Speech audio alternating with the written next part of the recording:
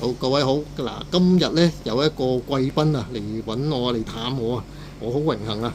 咁你自我介紹下啦。係，你好啊，我叫 Arif 啊，咁啊儲開舊版數碼暴龍卡嘅，咁啊玩咗舊版數碼暴龍卡大概都2-3年啦，咁啊今日經過老闆附近帶咗啲珍藏俾老闆睇。係啊係啊，好多珍藏啊！你介紹下你啲珍藏啊，我諗我一定係要捉住你拍下佢啲珍藏啦，係咪？今次帶咗10張左右啫，下次有機會再帶多啲俾。夠啦，10張好多㗎啦。咁呢一張咧就係第一張嘅金卡啦，咁啊 BO864，咁啊金剛武神獸嘅金卡，咁啊第18代嘅，咁啊呢張我就好開心啦，攞10分評級啦，呢度啊寫住10分咁樣嘅，咁啊當然係個狀態最好，同埋個品相比較最好嘅一個卡，咁啊 PSA 鑑定好，咁先會俾10分嘅，咁啊可以見到佢啲金邊都好靚仔。咁啊，呢個係第一張嘅金卡啦，喺數碼暴龍裏邊，咁所以我都好中意嘅。咁因為我比較遲出世啦，咁啊我自己都係睇03、04大，咁所以就比較對03、04嘅卡有執着咯。就係咁樣。咁呢個咧都係金剛武神獸嚟嘅。咁咧，但係咧佢就係另一個 pose 啦，咁都係攞10分咁樣嘅。咁啊，呢個係其中第19代開始出啦。咁佢有2個花紋啦。咁你見到呢個寫住 B 紋，咁啊就係有 AB 紋嘅。咁呢個咧係爆炸紋，你見到佢個花咧都比較花巧啦，背景個紋。咁啊，我都有另一張嘅，呢個就 A 紋嘅，不過咧就攞9分。咁啊，佢呢個就嗰啲格仔紋咁樣，2個紋唔同嘅。咁啊，都係好開心啦。咁啊，因為我得2張金剛武神獸10分咋，因為都好難。咁啊，我都努力緊嘅。咁啊，04咧仲有其他卡嘅，咁啊反派。其實我屋企都有10分嘅，不過我執錯咗，咁啊攞呢9分俾大家睇嘅。咁啊係啦，呢個就好多人都中意嘅六翅獸啦，光明獸6翅墮落形態啦。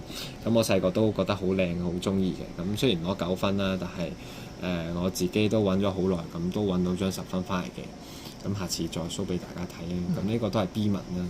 咁佢9分佢衰喺邊度咧？有機會就嗰個印得唔夠至中咯，個框咧。可能呢個左邊右邊就爭少少，或者個金卡咧其實好易花嘅。係啊，咁啊，我哋啲數碼暴龍金卡攞10分其實好難嘅。第一要運氣啦，第二咧就要講張卡夠唔夠靚，第三啊真係睇嗰個 grader 嗰個鑑定員會唔會俾高分咯，係咯，咁啊都要緣分。但係9分我覺得已經好高咯。係啊，其實正常8-9分我都好滿足㗎啦。我啱啱玩嗰陣時係始終都要有進步咁，所以先想攞10分。因為數碼暴龍要 keep 得佢真係攞到10分嘅質素咧，都唔容易嘅。同埋以前年代大家對即係啲 keep 啲卡都唔係好識得點樣去 keep 㗎嘛。係。咁啊，呢個咧就係撒旦形態嘅6翅獸啦。咁啊，佢都有分2個紋嘅。咁啊，都係今次係打 A 紋俾大家睇。咁啊，其實我呢張都好中意㗎。我細個咧就冇零用錢啦，但係我見文具鋪貼住啊，或者啲玩具鋪貼住咧，都係寫500蚊、300蚊嘅。咁好搞笑嘅地方就係而家都係300蚊、500蚊呢一張卡。咁啊，到大個先有機會買得翻。係啦，咁幾好啊！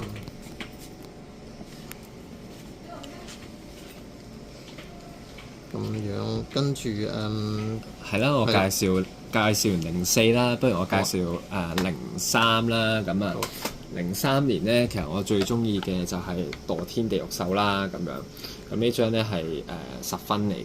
咁啊係 B 紋啦，呢張係我第一張嘅金卡。咁我一直都好中意墮天地獄獸啦。咁細個冇錢買啦，咁大個賺到少少錢啦，開始就儲翻卡咁樣咯，就係咁。咁咧呢張係我最中意嘅卡同角色啦。咁啊好開心，終於有一張10分啦。咁樣係咯，同埋好難得喎10分。係啊。同埋呢一張好難得啊！呢一張全球咧其實得5張10分嘅啫。咁呢張就全球得5張啦。咁呢個就 B 紋，咁 B 紋有3張啦，A 紋咧就有2張。咁其他嘅數量咧都喺我廣州嗰邊嘅朋友手上嘅。係啦，咁好，之後介紹咧就數碼暴龍卡嘅最尾嗰代啦，咁好開心。前排喺大陸就揾咗好多包啦，揾到8包嘅，咁今日攞咗1包嚟介紹啦。呢個係最多人中意嘅24代卡包嘅卡包啦，咁今日大約嚟分享俾老闆睇。韓國版嚟嘅喎。係啊，咁但係呢一代嘅金卡係比較貴嘅，因為嗰個人氣角色會係幾個都好多人中意啦。咁 X 礦體嘅。係啊， 3個，同埋係咪呢一輯係有3合拼㗎嘛？係，就呢3個角色有個拼圖卡咁樣嘅，係咯。咁呢包就未開封嘅，係真品嚟喎。係啊，我都想儲多啲咁樣卡包上面。咁咧好，跟住而家咧就介紹一張比較人見人愛、車見車載嘅金卡啦。咁呢個就係真紅蓮騎士獸啦。咁其實數碼暴龍嚟計咧，呢張金卡係最貴嘅，同埋而家最多人中意嘅都係呢個金卡啦。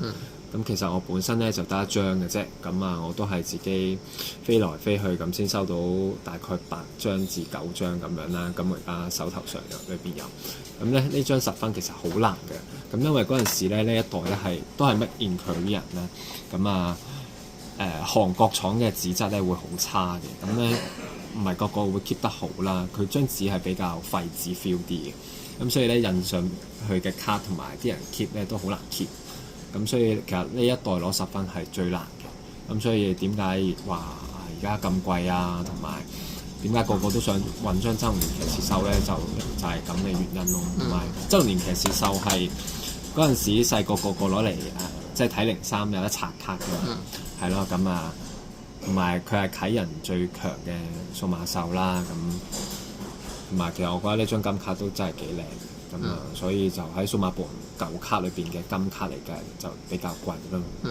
係咯，我自己都有好多張㗎，我都有3張。3張。係啦，我有3張嘅。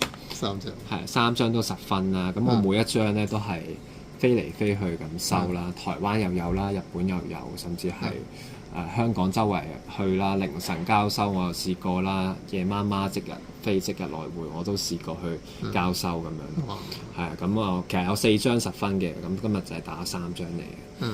咁係啦，呢度就係我嘅珍藏啦。咁嚟緊03有出彩色嘅數碼暴龍機啦。咁我嚟緊都會買嘅，咁希望大家都留意下03數碼暴龍嘅發展啦。其實我自己細個就睇03大嘅，所以就特別中意03咯。就係咁咯。好似頭先有冇講過你曾經展覽過你啲數碼卡㗎？係啊，我展覽過2次嘅。咁第一次就係24年嘅12月6號至8號啦，咁5、6日嚟嘅。咁喺 K11度展覽過，嗰陣時咧就攞咗200張去展覽嘅。咁嗰陣時係一個叫 Great Ten 嘅機構去邀請我啦，咁同埋另一間卡鋪咁一齊邀請我去做呢個展覽。咁嗰個卡店就叫 HobbyX 啦。咁我寄呢啲卡咧，其實都喺嗰個卡店度鑑定嘅。咁佢哋係一個代理咁啊，幫我寄去美國做一個鑑定。咁其實我已經寄咗起碼400至500張數碼暴龍卡㗎啦，都係呢啲舊版咁樣。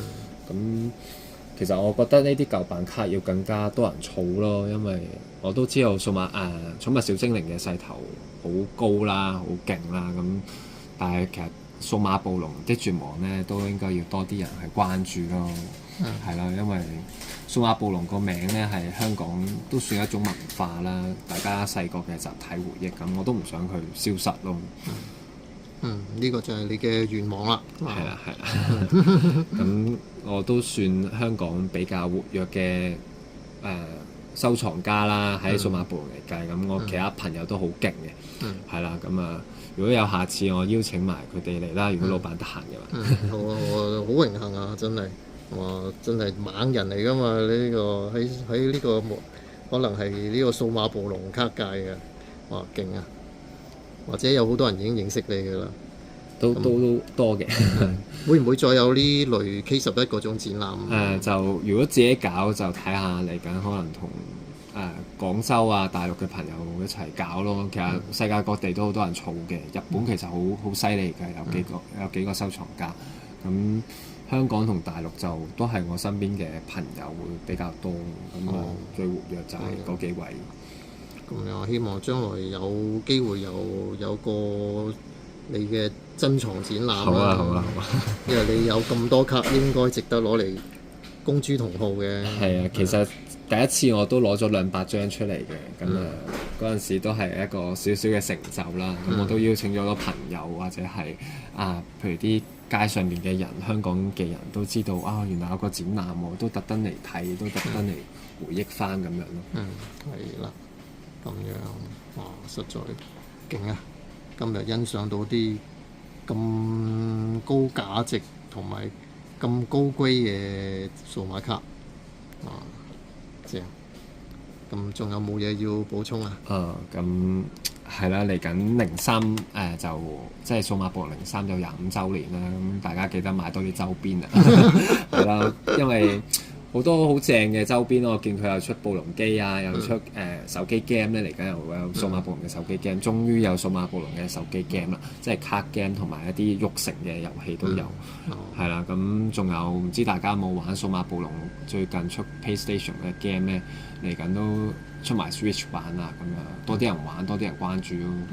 咁暴龍迷就留意下啦。呢個唔係廣告嚟嘅，係啊係。我哋純粹講下啫。係啊，唔好誤會我哋賣緊廣告。係冇廣告嘅喺度。好啦，咁係咁多啦，係咪？就咁啦。好啦，好，拜拜，多謝晒，好，拜拜。